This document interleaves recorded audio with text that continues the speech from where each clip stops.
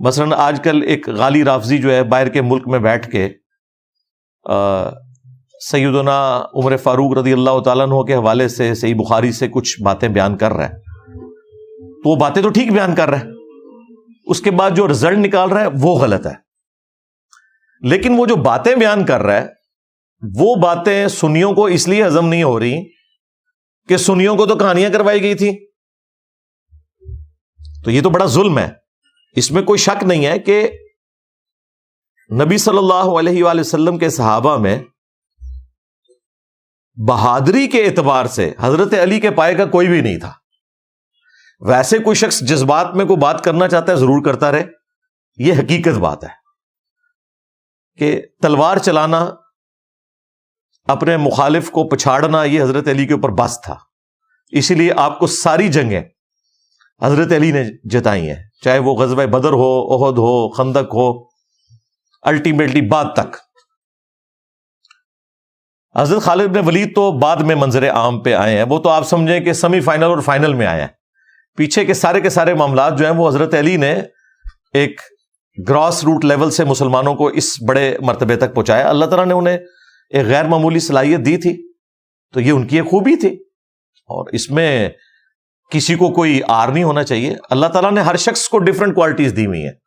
سیدنا عثمان غنی رضی اللہ تعالیٰ عنہ، اللہ نے انہیں مال دیا تھا، انہوں نے اتنا مال خرچ کیا اللہ کی راہ میں کہ حضرت ابو بکر، عمر، حضرت علی کا ملا کے بھی مال جمع کیا جائے اس سے بھی کئی گنا زیادہ اکیلے حضرت عثمان نے اللہ کے نبی علیہ السلام کے قدموں میں نچھاور کیا، کیونکہ اللہ نے انہیں مال دیا تھا. ہر شخص کو اللہ نے ڈفرنٹ صلاحیتیں دی ہوئی ہیں جو وہ یوز کرتا ہے. تو ان صلاحیتوں کی وجہ سے کسی دوسرے شخص میں اگر وہ کوالٹی موجود نہیں، اسے کرٹیسائز نہیں کیا جا سکتا. اور یہ بھی نہیں ہونا چاہیے کہ ایک شخص میں وہ کوالٹی موجود نہیں، آپ دھکے سے ثابت کرنے کی کوشش کریں، یہ بھی زیادتی والی بات ہے. مثلا وہ بخاری سے وہ جو غالی رافضی بار بار پیش کر رہے کہ حضرت عمر نے جب اسلام قبول کیا تو وہ چھپ گئے تھے کیونکہ ان کے قتل کے فتوے جاری ہو گئے تھے، ان کے قبیلے کے لوگ باہر آ کے بیٹھ گئے کہ اس نے تو اپنا دین بدل لیا ہے. تو حضرت عمر اپنے گھر سے ڈر کے مارے نہیں نکل رہے تھے. تو اب سنیوں کو یہ بات کیسے ہضم ہو؟ انہوں تو ایک جھوٹی کہانی کرائی گئی ہے کہ جب اسلام قبول کیا تو وہ تلوار لے کے باہر آ گئے اور انہوں نے یہ باتیں کرنی شروع کی. وہ کدے بھی نہیں لکھا ہوا ہے بھائی، اللہ کو ڈر جاؤ، کیڑی کہانیاں کرواندے پہ ہو؟ جو لکھا ہوا ہے وہی ہے جو بخاری میں لکھا ہوا ہے. ایک بندہ اتنے سارے بندوں سے کیسے لڑ سکتا ہے؟ ہاں عبد القادر جیلانی ہو تو نگاہ مار کے کچھ کر سکتا ہے. ہاں یہ کہانیاں کرائی چھوڑے. پھر ایک کافر نے پناہ دی، عاص بن وائل نے، جو حضرت عمر بن عاص رضی اللہ تعالیٰ عنہ جو بعد میں صحابی ہوئے تھے، ان کے والد تھے، انہوں نے پناہ دی. اور ظاہر ہے کہ وہ قبائلی سسٹم میں یہ چیز ہوتی تھی کہ وہ ایون ریلیجن سیم نہ بھی ہو تب بھی ایک دوسرے کو اکوموڈیٹ کیا کرتے تھے. اس سے پھر وہ غالی رافضی نے غلط رزلٹ نکالا کہ جی پھر وہ کچھ لو ہوا ہوگا، نعوذ باللہ. حضرت عمر جو ہے وہ اندر سے اس کے ساتھ مل گئے اور وہ تو ایسا خبیث شخص تھا، وہ نبی علیہ السلام کے بارے میں اسی نے ہی کہا تھا کہ نبی علیہ السلام کی نسل آگے نہیں چلے گی. اور پھر اللہ تعالیٰ نے انا اعطیناک الکوثر فصل لربک وانحر ان شانئک ھو الابتر نازل فرمائی. بالکل ٹھیک ہے، یہ اسی کی بکواس کے اگینسٹ فرمائی تھی اللہ تعالیٰ نے کہ تیرا دشمن بے نام و نشان رہے گا. اللہ کے نبی علیہ السلام کو تو اللہ تعالیٰ نے خیر کثیر عطا فرمائی ہے ہر فیلڈ کے اندر، اولاد کے اندر، شانوں میں. آپ کی امت بھی بڑی ہوگی، آپ کا مرتبہ بھی زیادہ ہوگا. تو یہ رزلٹ جو آگے نکالتے ہیں وہ غلط ہے، لیکن یہ اتنی بات درست ہے. لیکن چونکہ یہاں پہ ہم نے شخصیات کو کوئی اس طرح بنا کے پیش کیا ہوا ہے کہ جیسے وہ انسان نہیں تھے، کوئی ما فوق الفطرت چیزیں تھیں، وہ اس طرح تو نہیں تھا. خود نبی علیہ السلام کے بارے میں جب آپ طائف سے واپس آئے ہیں، صحیح بخاری کے اندر موجود ہے کہ جو مطعم بن عدی تھا اس کے بارے میں نبی علیہ السلام نے ایک ورڈکٹ دی تھی. اس کے پیچھے پس منظر یہی تھا کہ آپ کے قتل کے فتوے جاری ہو چکے تھے. اسی وجہ سے تو آپ طائف میں دعوت و تبلیغ کے لیے گئے، جو بخاری مسلم میں آیا ہے. آپ علیہ السلام کو پتھر مارے کافروں نے، حتیٰ کہ آپ کے پاؤں مبارک تک خون بہہ گیا، آپ کی مبارک جوتیاں بھی ان میں بھی خون بھر گیا. اور اس وقت پہاڑوں کا فرشتہ آیا اور اس نے کہا کہ مجھے اللہ نے بھیجا، آپ اجازت دیں میں طائف کے لوگوں کو 2 پہاڑوں کے درمیان مسل دیتا ہوں۔ نبی علیہ السلام نے فرمایا کہ چھوڑ دو، اگر یہ نہیں تو ان کی آنے والی نسلیں تو اسلام قبول کر لیں گی۔ اور بالآخر انہوں نے اسلام قبول کیا، اور ایسا اسلام قبول کیا کہ ابو عبیدہ ثقفی جو صحابی تھے بنو ثقیف سے، اسی طائف میں سے تھے، جن کا بیٹا تھا مختار ثقفی، جس نے قاتلین حسین سے بدلہ لیا۔ تو نبی علیہ السلام کی یعنی وہ جو ویژن تھا اس کا اثر ہمیں بعد میں نظر آیا۔ تو نبی علیہ السلام اب واپس مکے نہیں آ رہے تھے کیونکہ قتل کے فتوے جاری ہو چکے تھے۔ تو مطعم بن عدی نے نبی علیہ السلام کو پناہ دی کہ میں آپ کی جان کی گارنٹی دیتا ہوں، میں آپ کی حفاظت کروں گا اگر آپ کے اوپر کوئی قاتلانہ حملہ ہوا۔ جب اس کافر نے پناہ دی تو پھر نبی علیہ السلام مکہ شریف میں داخل ہوئے۔ ظاہر ہے دنیا کو اللہ نے اسباب کے ساتھ جوڑا ہوا ہے، معجزات ہوتے ہیں، لیکن وہ جب اللہ چاہے۔ باقی انبیاء کرام نے تو ظاہر ہے اپنے گیون سرکمسٹانسز میں معاملات کو لے کے چلنا ہوتا ہے۔ تو بخاری کے الفاظ ہیں، نبی علیہ السلام نے غزوہ بدر کے موقع پہ فرمایا کہ آج اگر مطعم بن عدی زندہ ہوتا اور مجھے کہتا کہ میں یہ تمام جو کفار کے سردار ہیں 70 کے قریب جو قید کیے ہیں ان کو بغیر فدیے کے چھوڑ دوں تو میں سب کو چھوڑ دیتا، کیونکہ اس وقت اس نے میری مدد کی تھی۔ ٹھیک ہے، یعنی نبی علیہ السلام نے وہ احسان یاد رکھا ہوا تھا۔ تو لہٰذا ذرا قرآن و سنت کی تعلیمات کو اس حوالے سے دیکھا کریں کہ اس میں جو کچھ لکھا ہوا ہے وہ اور ہے اور آپ کو جو بتایا جاتا ہے وہ کچھ اور ہے۔ اسی کو ہم نے ایک لائٹر موڈ میں عرض کیا ہے کہ مرنے سے پہلے اے مسلمان کر لے اس پہ غور، کتابوں کا خدا اور ہے بابوں کا خدا اور، کتابوں کا دین اور ہے بابوں کا دین اور، کتابوں کا پیمبر اور ہے بابوں کا پیمبر اور۔ اگرچہ وہ اسی خدا، دین اور پیمبر کے ماننے والے ہیں، لیکن انہوں نے اپنی مرضی سے کوالٹیز ان کے بارے میں ڈکلیئر کی ہیں، کتابیں سپورٹ نہیں کرتی۔ اس کا مطلب یہ ہے۔ اب ان باتوں کو ہم ریبٹل کریں گے تو یہ سارے جو شیطان کے ایجنٹ ہیں وہ بجائے یہ کہ اس کو علمی گفتگو سمجھیں وہ میرے پیچھے پڑ جائیں گے۔ اس لیے مجھے اکثر لوگ لائیو سٹریم میں بھی کہہ رہے ہوتے ہیں جی وہ بھونک رہا ہے جی خلفائے راشدین پہ، آپ جواب دیں۔ میں جواب دوں گا، لے یہ آج میں نے تھوڑا سا جواب دیا نا، اس کے بعد دیکھیں کیا ہوتی ہے۔ بھائی اگلا سوال ہے، ہم نے تو آج تک علماء سے یہی سنا ہے کہ مولا علی علیہ السلام سیدنا عمر فاروق رضی اللہ تعالیٰ عنہ کے اعمال پر رشک فرماتے تھے، جبکہ آپ سے پہلی بار سنا کہ سیدنا عمر فاروق رضی اللہ تعالیٰ عنہ بھی مولا علی علیہ السلام پر رشک کرتے تھے۔ اب یہ دونوں باتیں کیا بیک وقت درست ہیں یا علماء کی کہانیاں ہیں؟ پلیز میرے سوال کا جواب صحیح بخاری اور صحیح مسلم کی روشنی میں عنایت فرمائیں، شکریہ۔ دیکھیں جی یہ علماء کی کہانیاں نہیں ہیں، علماء سب کچھ کہانیاں بھی نہیں بیان کرتے، کچھ صحیح باتیں بھی کر دیتے ہیں۔ یہ ہمارے سیاسی لیڈرز کا ایشو ہوتا ہے کہ ایک سیاسی لیڈر اگر دوسرے کی تعریف کر دیتا ہے تو دوسرا کہتا ہے بس اب میں سپیریئر ہو گیا ہوں، میں اس کی تعریف نہیں کروں گا کیونکہ اس نے مجھے پہلے ہی بڑا مان لیا ہے۔ صحابہ کرام علیہم رضوان کے اندر چونکہ للہیت کوٹ کوٹ کے بھری ہوئی تھی، انہیں اس چیز سے غرض نہیں ہوتا تھا، ان کے لیے نسبت اللہ اور اس کے محبوب صلی اللہ علیہ وآلہ وسلم کی ہوتی تھی۔ جہاں پہ ان کو ایسی چیز نظر آتی تھی وہ فوراً سرنڈر کرتے تھے اور کسی بھی مسلمان کی تعریف کرنے میں کوئی آر محسوس نہیں کرتے تھے، کوئی تکبر ان کے اندر نہیں تھا، کوئی ان کے اندر ضد اور ہٹ درمی نہیں ہوتی تھی۔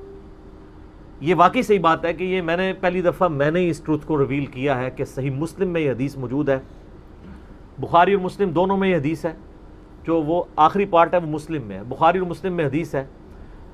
حضرت سعد ابن ابی وقاص کہتے ہیں رضی اللہ تعالی عنہما وعلیہ السلام، اور سیدنا ابو ہریرہ رضی اللہ تعالی عنہ علیہ السلام، کہ غزوہ خیبر کے موقع پر نبی صلی اللہ علیہ وآلہ وسلم نے فرمایا میں کل اس شخص کے ہاتھ میں جھنڈا دوں گا جو اللہ اور اس کے رسول سے محبت کرتا ہے، اور یہ تو چھوٹی بات ہے، اور اللہ اور اس کا رسول اس سے محبت کرتے ہیں، یہ بہت بڑی بات ہے۔ تو سعد ابن ابی وقاص کہتے ہیں کہ ہم پوری رات بے چینی میں سوئے نہیں کہ وہ خوش نصیب کون ہوگا۔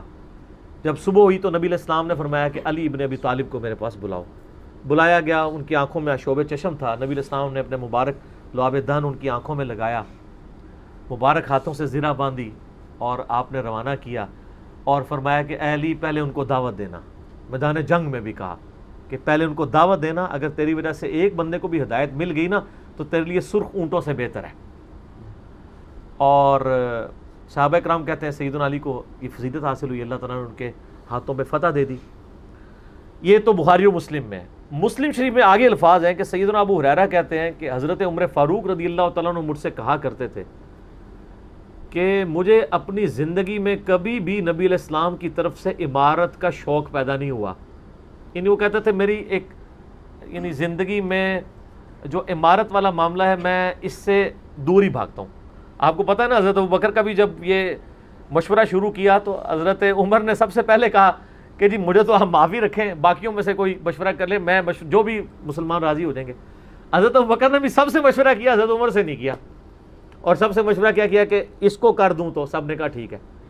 جب اناؤنسمنٹ کی تو حضرت عمر نے کہا کہ بھی آپ نے مجھ سے مشورہ، ان کا مجھے پتا تھا تم نے تو ماننا ہی نہیں ہے، تو بس اب اس کو مسلمانوں کے مشورے کو قبول کرو۔ تو حضرت عمر کی ایک طبیعت میں ایک عاجزی والا معاملہ تھا، اور آپ دیکھ لیں کہ یہی عاجزی ہے جو ان کو ایمان کی طرف لے آئی ہے۔ نبی علیہ السلام کی ترمذی میں دعا ہے نا، اے اللہ عمر ابن حشام اور عمر ابن خطاب میں سے ایک کو اسلام کی دولت دے دے۔ ابو جہل کو کیوں نہیں ملی؟ میں آپ کو ایک ہی فرق ایک ہی بندے کی زبانی بتا دیتا ہوں۔ حضرت عبداللہ ابن مسعود کہتے ہیں، صحیح بخاری میں آتا ہے کہ جب اس مرنے کے قریب تھا، وہ جو 2 بچوں نے اس کو قتل کر کے نیچے گرایا، بھی اس کی رمق باقی تھی، تو میں اس کی جب گردن کاٹنے کے لیے اس کے سینے پہ چڑھا تو مجھے کہنے لگا کہ تم ایک یعنی کم ذات کے آدمی نے ایک بہت بڑی سواری کے اوپر سوار ہوا ہے اور میری گردن کو نیچے سے کاٹنا تاکہ سردار کی گردن نظر آئے۔ یہ اکڑ آخری وقت میں بھی نہیں جا رہی ہے، ٹھیک ہے جی۔ اور دوسری طرف آپ حضرت عمر فاروق رضی اللہ تعالیٰ عنہ کو دیکھیں کہ بلال حبشی کو کہہ رہے ہیں، صحیح بخاری میں حدیث ہیں کہ ابوبکر ہمارے سید ہیں جنہوں نے ہمارے سید بلال کو آزاد کروایا۔ عرب کے بنو عدی کا سردار ایک حبشی کو، یہ آپ امیجن ہی نہیں کر سکتے آج کہ خاندانی وہاں پہ نظام، قریش تو اپنے برابر کسی کو سمجھتے نہیں تھے، سیدنا بلال کہہ رہے ہیں۔ اور ایک دفعہ جب ابو جہل پٹائی کر رہا تھا عبداللہ ابن مسعود کی، دھکا مار کے چلا گیا۔ یہ سب کچھ عمر سیریز میں فلمایا قطر والوں نے، تو وہ اب وہ نیچے گرے پڑے ہوئے ہیں، حضرت عمر وہاں سے گزر رہے ہوتے ہیں، ابھی اسلام نہیں قبول کیا ہوتا، تو وہ ہاتھ پکڑ کے اسے اٹھاتے ہیں، تو عبداللہ بن مسعود کی زبان سے نکل جاتا ہے کہ واللہ تم ان دونوں میں سے بہتر ہو۔ تو یعنی جو نبی علیہ السلام نے 2 مانگے ہیں نا، ان میں سے تم بہتر ہو، یعنی عاجزی ہے، یعنی ہے کافروں کی پارٹی میں اور میرے ساتھ بھی اس نے سلوک کر رہے ہو، اور وہی ہوا، اللہ تعالیٰ نے ان کو قبول کر لیا۔ تو کریکشن ہے، اور میرے خیال سے وہ دولت اسلام کی دولت کا نہیں کہا تھا، ان میں سے کسی کے ذریعے اسلام کو عزت دی۔ ہاں یہ بھی ہے، یہ 2 علیحدہ حدیثیں ہیں، 2 علیحدہ، ترمذی میں دونوں روایتیں موجود ہیں۔ اچھا اب آپ دیکھیں کہ سیدنا عمر فاروق رضی اللہ تعالیٰ عنہ کہتے ہیں، حضرت ابو ہریرہ کہتے ہیں مسلم شریف کی اس حدیث میں کہ حضرت عمر مجھے کہا کرتے تھے مجھے پوری زندگی کبھی عمارت کا شوق نہیں ہوا سوائے اس دن کے کہ جس دن علی کو جھنڈا ملا، مجھے بھی خواہش تھی کہ کاش نبی علیہ السلام مجھے وہ جھنڈا دیتے۔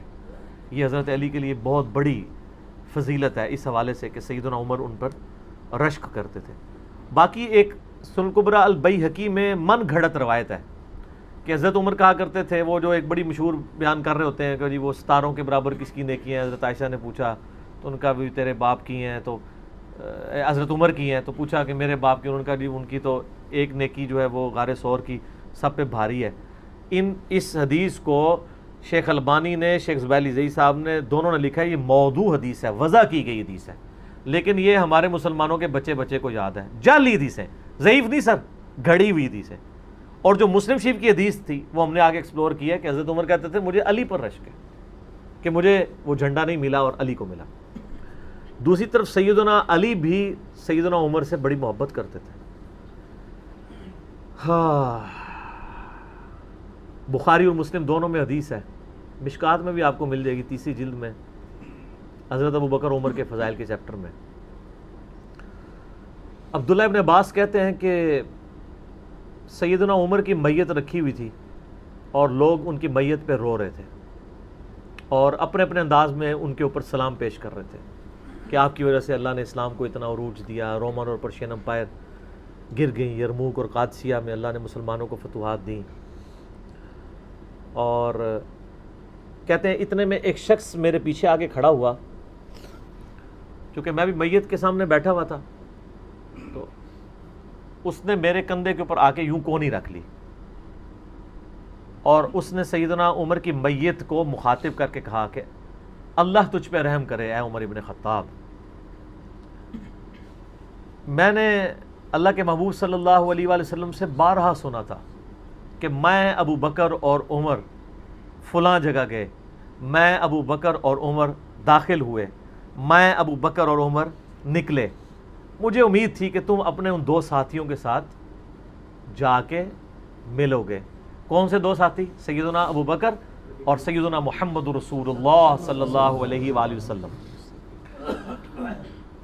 اور اللہ کی قسم اس روئے ارض پہ تم وہ شخص تھے کہ مجھے خواہش ہے کہ میں تمہارے اعمال کے ساتھ اللہ کے حضور پیش ہوں.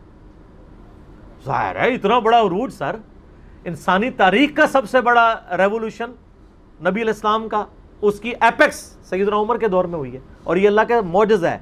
نبی علیہ السلام کی مبارک زندگی میں انقلاب آتا نا تو اس طرح کے تو بہت لیڈر پہلے بھی آئے تھے جنہوں نے اپنی زندگیوں میں انقلاب لے کے آئے تھے. یہ معجزہ یہ تھا کہ وہ شخص دنیا سے چلا گیا، ہزاروں اس کے ماننے والے مرتد ہو گئے عرب قبائل، اور چند مخلص ساتھی ساتھ ہیں، اس کے باوجود اللہ نے رومن اور پرشین امپائر الٹوا دی ہے. کتنا بڑا معجزہ ہے. اگر نبی علیہ السلام اپنی مبارک زندگی میں کر جاتے، وہ تو اسکندر اعظم بھی کر گیا، بعد میں چنگیز خان نے بھی کیا، بڑے بڑے لیڈر آئے. یہ ڈفرنس ہے. ایک یہ ڈفرنس، اور دوسرا ڈفرنس یہ کہ نبی علیہ السلام نے اپنی وفات کے بعد 10 سال بعد، 20 سال بعد، 30 سال بعد، 50 سال بعد، ایون 500 1000 سال بعد ہونے والے واقعات کو بھی بیان فرما دیا کہ یہ ہوگا. آج تو ہم تاریخ میں دیکھ سکتے ہیں کہ وہ سب کچھ ہوا ہے.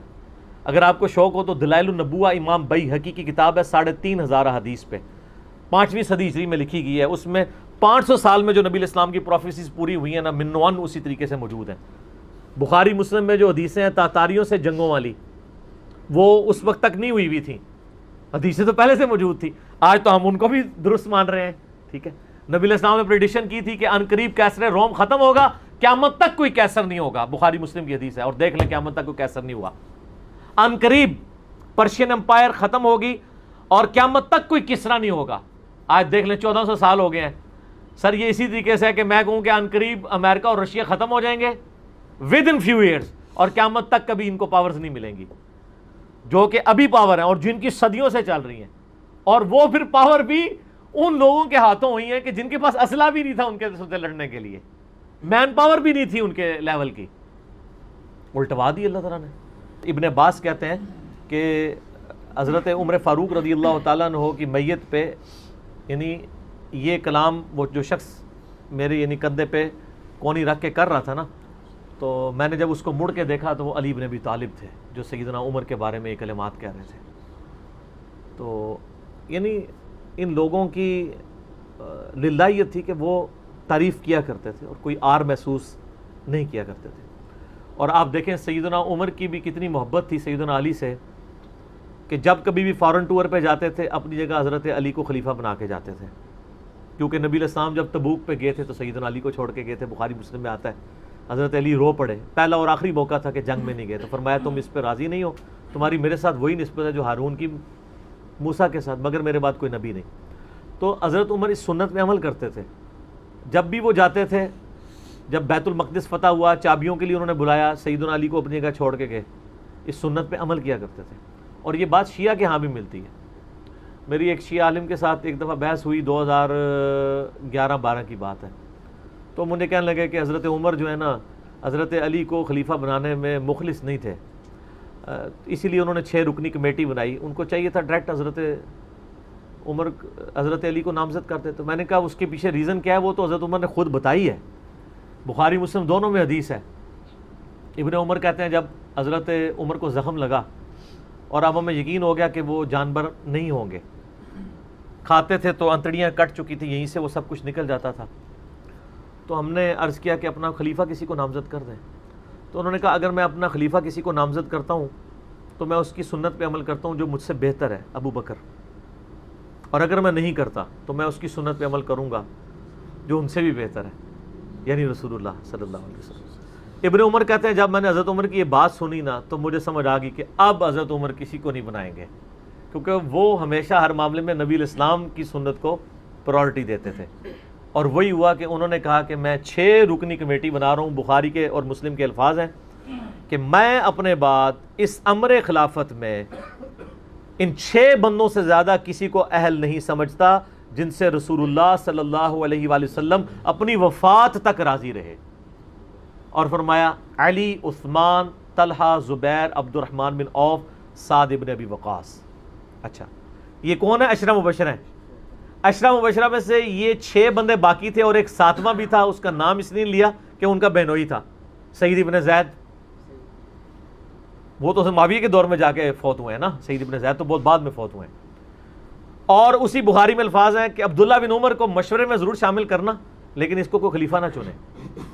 اور کہا کہ سعد ابن ابی وقاص پہ اگر تم متفق ہو جاؤ تو اسے خلیفہ چن لینا، اور میری اس بات کو دلیل نہ بنانا کہ میں نے اسے معزول کیا تھا پرشین امپائر کی گورنری سے.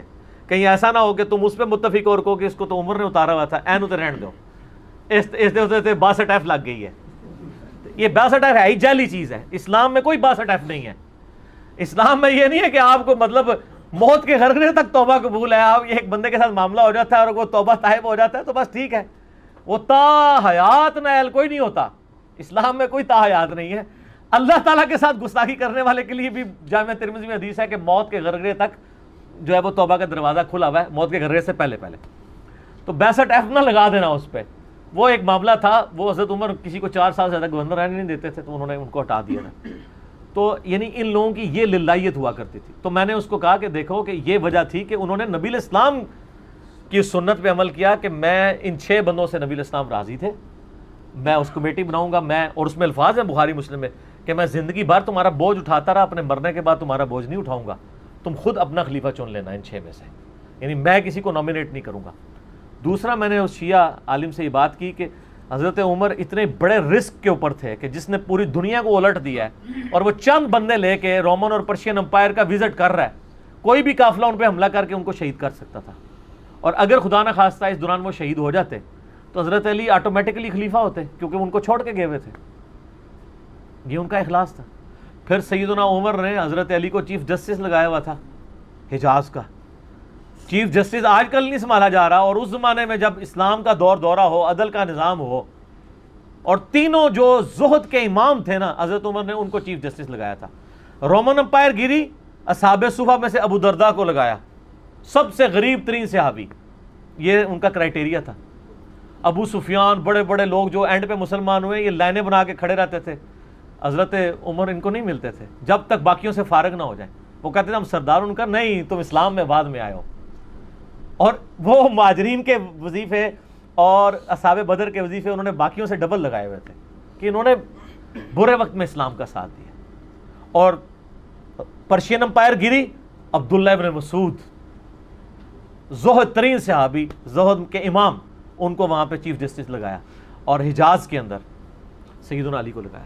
اور اس سے بھی بڑھ کے سیدنا علی ابن ابی طالب کی ایک بیٹی ہیں ام کلثوم، سیدہ فاطمہ سے ان کا رشتہ مانگا سیدنا عمر کہ میرا اہل بیت رسول کے ساتھ رشتہ بن جائے. صحیح بخاری میں بھی اس کا ذکر اشارتاً موجود ہے ام کلثوم کا. شیعہ اور سنی دونوں کے ہاں ان کی کتابیں تو مانتی ہیں، بابے نہ مانے تو علیحدہ بات ہے. کتابوں میں موجود ہے کہ سیدنا عمر فاروق کی بیوی تھی ام کلثوم، اور سلام اللہ علیہا. اس کی وجہ سے یعنی انہوں نے ایک فخر محسوس کیا کہ میرا اہل بیت کے ساتھ ایک رشتہ داری والا معاملہ ہو جائے. تو سیدنا عمر اس طرح کے معاملات کے اندر اہل بیت کے ساتھ بہت حسن سلوک والا معاملہ کیا کرتے تھے.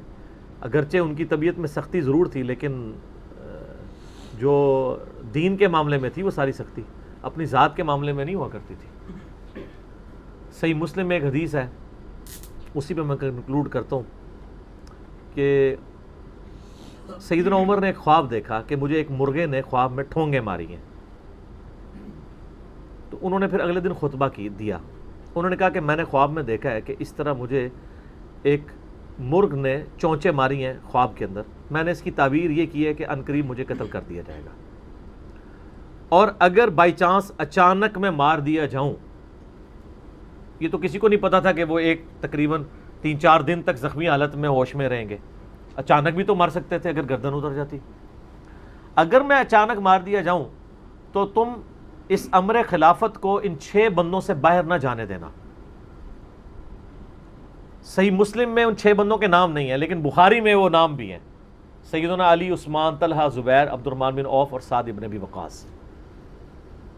اور انہوں نے کنسنسس کے ساتھ پھر بعد میں سیدنا علی اور عثمان ہی بچ گئے تھے، ان میں ٹائی پڑ گئی تھی تو الٹیمیٹلی پھر حضرت عثمان کو چن لیا گیا. تو اگر میں اچانک مار دیا جاؤں تو ان 6 بندوں سے باہر کسی کو خلیفہ نہ چننا. اور مجھے پتہ ہے کہ جب تم ان 6 بندوں میں سے کسی کو خلیفہ چنو گے تو کچھ لوگ تمہاری مخالفت کریں گے، اور یہ وہی لوگ ہیں جن کو میں نے اسلام کی خاطر اپنے ہاتھوں سے مارا ہوا ہے. یعنی وہ لوگ جو بالکل اینڈ پہ مسلمان ہوئے ہیں، جن سے ہم نے غزوہ بدر، خندق، احد لڑی ہوئی ہے. اب یہ اینڈ پہ مسلمان ہوئے ہیں، چونکہ وہاں پہ بھی انہوں نے حکمرانی دیکھی ہوئی ہے تو یہاں پہ بھی ان کی خواہش یہ ہوگی کہ ان میں سے کسی کو خلیفہ چنا جائے. تو جب تم دیکھو کہ ایسے لوگ اس خلافت کے دشمن ہیں، ان 6 میں سے کسی بندے کی خلافت کے مخالفت کر رہے ہیں، تو تم سمجھ لینا کہ یہ لوگ اللہ کے دشمن، اور دوسرے الفاظ تو بڑے سخت ہیں، کافر ہیں. اب اس کی انجینئرنگ میں نہیں کرتا، وہ پھر کسی اور طرف بات چلی جائے گی. آپ میرا ریسرچ پیپر واقعہ کربلا کا حقیقی پس منظر 72 صحیح الاسناد احادیث کی روشنی میں، جس میں میں نے 200 روایتیں اکثر بخاری مسلم سے پیش کی ہیں، اس کے سٹارٹ میں نے حدیث لکھ کے پھر لکھا ہے کہ اب آئندہ صفحات میں آپ کو پتہ چلے گا کہ سیدنا عمر اسلام کا دشمن کن لوگوں کو سمجھتے تھے. اور یہی الفاظ صحیح بخاری میں عبداللہ بن عمر نے بھی استعمال کیے تھے. کس کے بارے میں کیے تھے وہ ہمارا اب ریسرچ پیپر پڑھتے ہیں. ٹھیک ہے جی.